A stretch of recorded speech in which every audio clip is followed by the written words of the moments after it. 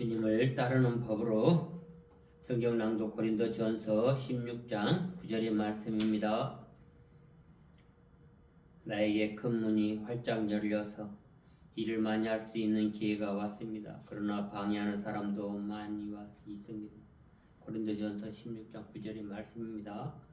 우리는 이런 일을 할 때 많은 역경을 겪고 우리 모두의 역경에도 불구하고 계속해서 우리의 책무와 이 사목을 책임짐으로써 우리의 믿음을 고백하도록 합시다. 하나님은 우리를 인내로 축복하는 것입니다. 이것은 믿는 사람에게 주님을 따르라고자 하는 용기와 힘을 주십니다. 만일 우리가 하나님의 창조적인 힘이 움직임에 참여해야 한다면 우리는 고요한 가운데 아는 것으로부터 모르는 것으로 기꺼이 움직일 수 있어야 합니다.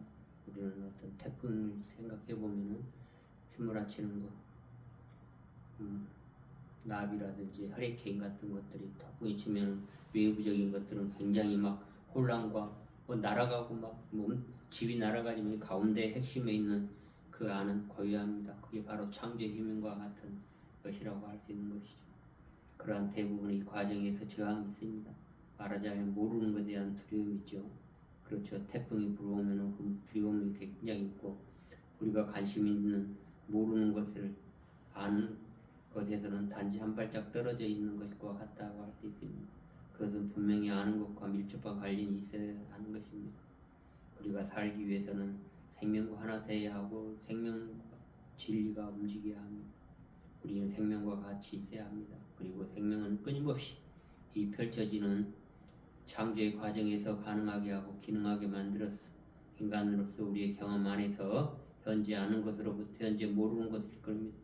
우리는 태풍의 그런 부분들을 모르기 때문에 두려움이 있지만 알게 되면 당신이 모르는 것 그리고 한 발짝 내어딛는 순간 그것이 아는 것이고 곧 그것이 다음 발을 내놓는 방향이 되는 것을 기억하십시오. 그러나 계속 그것과 움직이기 위해서는 주어진 순간에 우리 새로운 경험, 변화되는 경험 상태에 기꺼이 참여함으로써 우리의 사목에 함께 활짝 문을 열고 일을 해나가는 것, 그것이 바로 주님을 따르는 것입니다. 우리는 이러한 신성한 운명과 존재의 참 목적인 선하고 온전한 선물을 위해서 주님과 함께 따르도록 합시다. 이 전해지는 서비스를 통해서 항상 사랑의 표현을 결정하도록 합시다. 우리의 자신이 성공과 행복을 확신하고 거룩한 성품을 신뢰합시다. 행복과 성공이 저 멀리 어느 곳에 있는 것이 아니라 자신 안에 있는 성품이 드러나도록 합시다. 그럴 때 자신 안에 거룩한 성품을 신뢰함으로써 행복과 성공이 따라옵니다. 그러므로 내가 이 영혼이 잘됨같이 범사에 잘되고 내 몸이 건강하게 되는 이러한 요한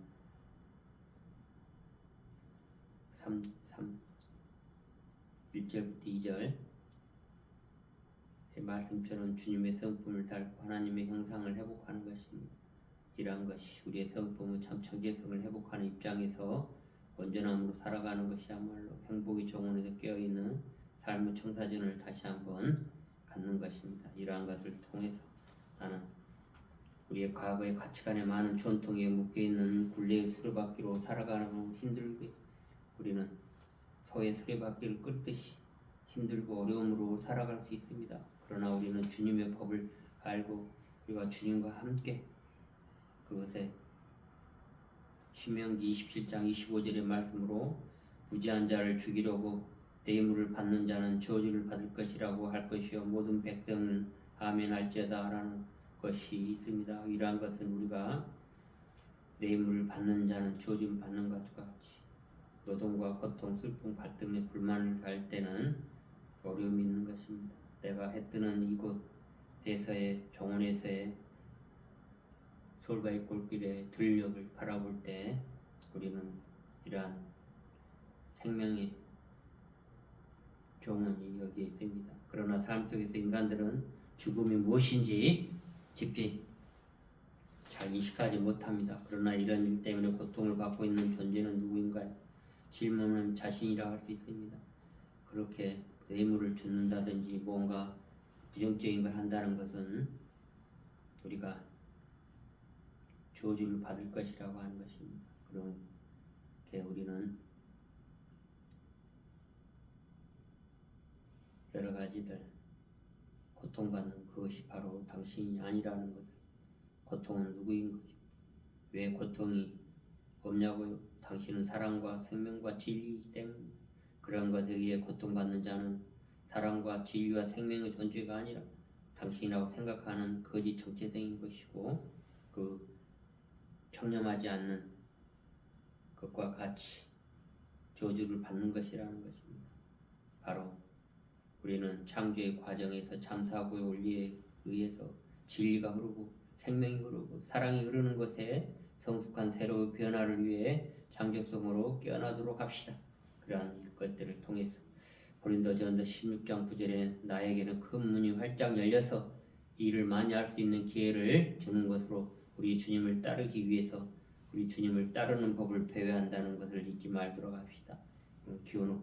기도하겠습니다. 기원합니다. 주님, 저희 은총 내려주시옵소서. 우리가 주님의 성품으로 주님의 사역의 최상의 목적인 인간 안에서의 일과 말씀 안에서 일이 먼저 오게 하시고 하나님과 함께 거주하며 따르는 자신의 책임을 받아들이는 정도만큼 존재의 실제의 아름다움과 경이로움과 온전함을 기쁘게 하여 주시옵소서. 또한 이 큰 일들을 하는데 큰 문이 활짝 열려서 일들을 많이 할 수 있도록 함께하여 주시옵소서.